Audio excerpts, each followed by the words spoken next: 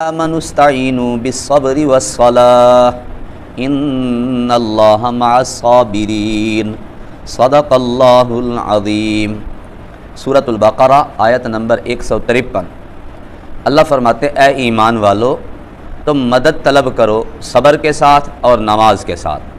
ان اللہ مع الصابرین، بے شک اللہ صبر کرنے والوں کے ساتھ ہے۔ پچھلی آیت مبارکہ میں ذکر کا تذکرہ تھا اور شکر کا ذکر تھا۔ ذکر یہ اللہ کو یاد کرنے کا نام ہے، شکر اللہ رب العزت کے احکامات کو ماننے کا نام ہے۔ اب اللہ کے احکامات کو ماننے میں تکلیف تو آتی ہے، پریشانیاں آتی ہیں، دکھ آتے ہیں، مصیبتیں آتی ہیں۔ اب ان تمام مواقع پہ پھر انسان کو صبر کرنا پڑتا ہے۔ صبر کی 3 قسمیں بتائی ہیں۔ ایک صبر علی المصیبت ہوتا ہے، مصیبت پہ صبر کرنا۔ کوئی دکھ آیا، کوئی تکلیف آئی، کوئی پریشانی آئی، صبر کیا۔ اور پھر ایسا بھی نہیں کہ جب دکھ آیا پہلے شکوے کیے، پہلے جزا فضا کی، گریبان پھاڑے، چیخا چلایا، واویلا کیا، پھر بعد میں 2-4 دنوں کے بعد جی بس اب اللہ دی مرضی۔ یہ تو صبر نہ ہوا نا۔ صبر کہتے ہیں الصبر عند الصدمۃ الاولی، صبر کہتے ہیں جب پہلی دفعہ صدمہ ملا تھا نا اس وقت صبر کرے۔ ایک حدیث میں آتا ہے جس بندے کا چھوٹا بچہ فوت ہو جائے، اللہ ملک الموت سے پوچھتے ہیں تو میرے بندے کا جگر لے آیا؟ ملک الموت کہتے ہیں جی باری تعالیٰ میں لے آیا۔ تو میرے بندے نے کیا کہا؟ تیرے بندے نے انا للہ و انا الیہ راجعون پڑھا، صبر کیا۔ اللہ کہتے ہیں اس کے لیے بیت الحمد بنا دو جنت میں۔ جنت میں اس کے لیے بیت الحمد بنا دیا جاتا ہے اس کے اس صبر کرنے کی وجہ سے۔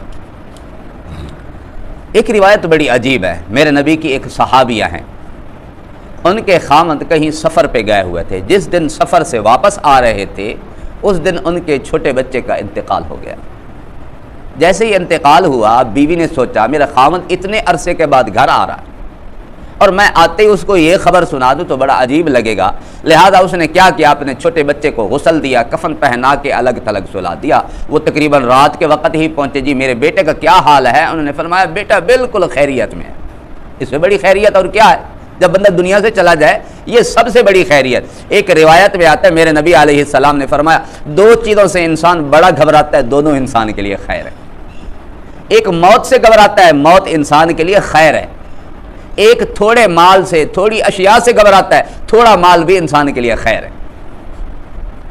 اب بیوی نے فرمایا بیٹا مکمل خیریت میں ہے۔ اب بیوی اس کے لیے تیار ہوئی، نہائی، اچھے کپڑے پہنے، رات کو انہوں نے حقوق زوجیت ادا کیے۔ صبح نماز کے بعد بیوی نے اپنے گھر والے کو کہا میں نے آپ سے ایک بات کرنی تھی وہ بھول گئی۔ جی کیا بات؟ فرمایا اگر کوئی کسی کو کوئی امانت دے اور وہ جب امانت مانگے تو اسے امانت واپس کر دینی چاہیے یا پھر کوئی کیلو کال یا کوئی جزا فضا یا کوئی واویلا؟ نے کہا نہیں امانت واپس کر دیں، وہ بھی میرے نبی کا صحابی ہے۔ انہوں نے پھر عرض کیا ایسے ہے ہمارے بیٹے کا انتقال ہو گیا ہے، اللہ نے امانت دی تھی وہ امانت اللہ نے لے لی، اس کا کل کا انتقال ہو چکا ہے۔ ایسے حوصلے کو سلام، یہ ہوتا ہے حوصلہ، یہ ہوتا ہے صبر۔ اب بیوی نے کس طرح صبر کیا یہ ہم سوچ ہی نہیں سکتے۔ ایک روایت میں آتا ہے حضرت علی ہیں، حضرت حسین کے بھی بیٹے، وہ ایک روایت پیش کرتے ہیں کہ قیامت والے دن اللہ پوچھیں گے صبر کرنے والے کہاں ہیں؟ تو کچھ لوگ اٹھیں گے وہ جا رہے ہوں گے جنت میں، دوسرے لوگ پوچھیں گے کہاں جا رہے ہیں؟ وہ کہیں گے جنت میں۔ جی حساب کتاب سے بھی پہلے، جی حساب کتاب سے بھی پہلے جنت میں جا۔ فرمایا کس عمل کی وجہ سے جنت میں جا رہے ہو؟ وہ کہیں گے صبر کی وجہ سے۔ صبر علی المصیبت، صبر کی وجہ سے ہم جنت میں جا رہے ہیں۔ ایک روایت میں آتا ہے قیامت والے دن ہر نیکی کا جو بدلہ ملے گا اس کی کوئی نہ کوئی حد ہوگی سوائے صبر کے۔ صبر کے بدلہ، صبر کی نیکی کے بدلے میں جو ملے گا نا اس کی حد کوئی نہیں۔ ایک روایت میں آتا ہے جب لوگ صبر کی نیکی کا عوض، بدلہ اور ثمر دیکھیں گے نا وہ عرض کریں گے کہ کاش ہمیں دنیا میں ہر مصیبت پہ صبر کرنا پڑتا، کاش ہمارے بدنوں کو کینچیوں سے کترا جاتا، ہم لوگ صبر کرتے، آج اس کے بدلے میں ہمیں یہ معاوضہ ملتا۔ تو صبر اتنی اچھی چیز ہے۔ ایسے تو اللہ نے نہیں فرمایا نا انما یوفی الصابرون اجرهم بغیر حساب، اللہ کہتے ہیں جو صبر کرنے والے ہیں نا ان کو بغیر حساب کے اجر ملتا ہے، حساب کتاب کوئی نہیں۔ ان تصبروا وتتقوا فان ذلک من عزم الامور، اللہ فرماتے ہیں اگر تم صبر کرو، تقوی اختیار کرو تو یہ بڑے پختہ امور میں سے، بڑے اچھے کاموں میں سے ہے یہ کام کہ انسان صبر کرے۔ تو ایک صبر ہوتا ہے مصیبت کے وقت صبر کرنا، جزا فضا نہ کرے، وویلا نہ کرے۔ حدیث میں آتا ہے، ایک مفہوم ہے ایک حدیث کا، جو انسان مصیبت کے وقت جزا فضا کرے، وویلا مچائے، گریبان پھاڑے اور اپنا ماتھا پیٹے، میرے نبی نے فرمایا ہم میں سے نہیں ہے، یہ اسلامی تعلیم نہیں ہے۔ تو صبر، مصیبت پر صبر کرنا۔ ایک صبر ہوتا ہے الصبر علی الطاعت، نیکیوں پر صبر کرنا۔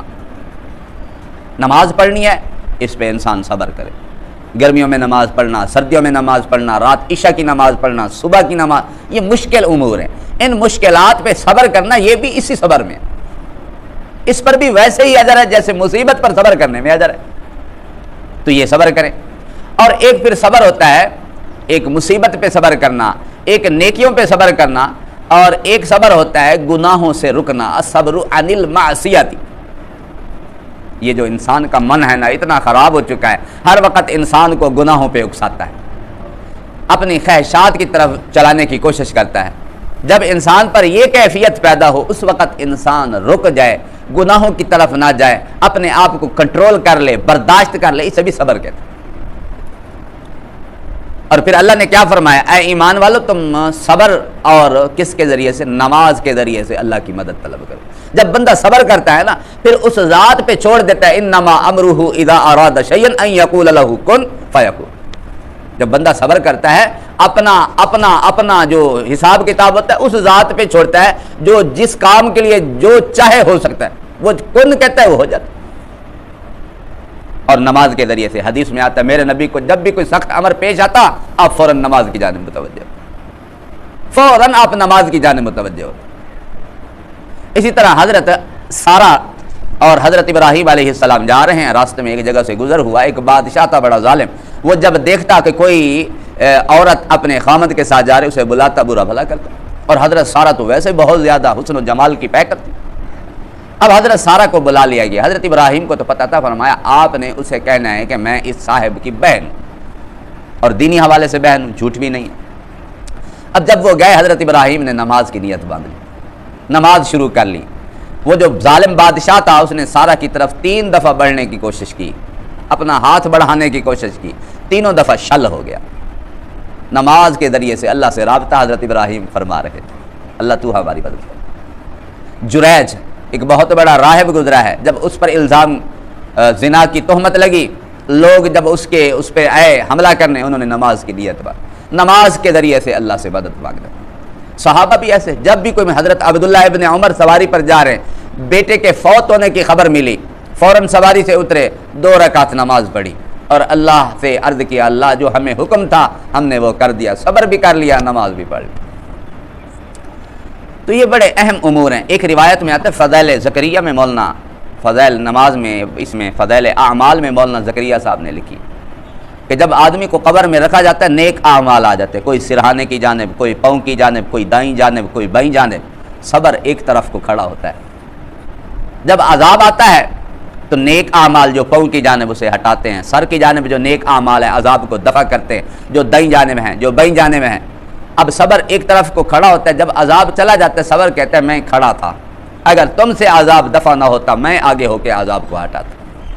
تو صبر اتنی اعلیٰ چیز ہے، بے صبری کا انسان مظاہرہ نہ کرے، غصے میں نہ آ جائے، اپنے آپ کو کنٹرول کرے، جب بھی نیکی کرنی ہو نیکی پر ڈٹ جائے، جب کوئی برائی کا خیال آئے برائی سے پیچھے ہٹ جائے، یہ بھی صبر، جب کوئی مصیبت آئے اور اس پر بھی صبر کرے، انا للہ و انا الیہ راجعون پڑھے۔ ایک صاحب تھے ان کا چراغ گل ہو گیا، بجھ گیا، انہوں نے پڑھا انا للہ و انا الیہ راجعون۔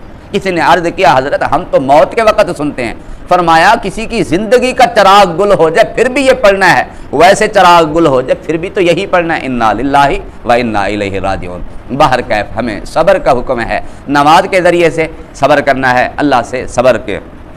اللہ نے فرمایا یا ایھا الذین آمنو، اے ایمان والو، استعینوا تم مدد حاصل کرو، بالصبر صبر کر کے، والصلاۃ اور نماز پڑھ کے، ان اللہ مع الصابرین بے شک اللہ صبر کرنے والوں کے ساتھ ہے۔ ایک روایت میں آتا ہے میرے نبی علیہ السلام نے فرمایا الصبر ردائی، صبر میری چادر ہے۔ ایک میں آتا ہے الصبر نصف الایمان، صبر آدھا ایمان ہے، صبر آدھا ایمان ہے۔ ایک میں آتا ہے الصبر من الایمان، صبر ایمان کے اندر اس طرح ہے جس طرح آدمی کے بدن کے اندر سر کا درجہ ہے، پورے ایمان کے اندر صبر والے عمل کا درجہ یہ ایمان کے اندر سر کی مان. تو ہم لوگ صبر والی اوصاف کو اپنائیں. اللہ عمل کی توفیق نصیب فرمائے.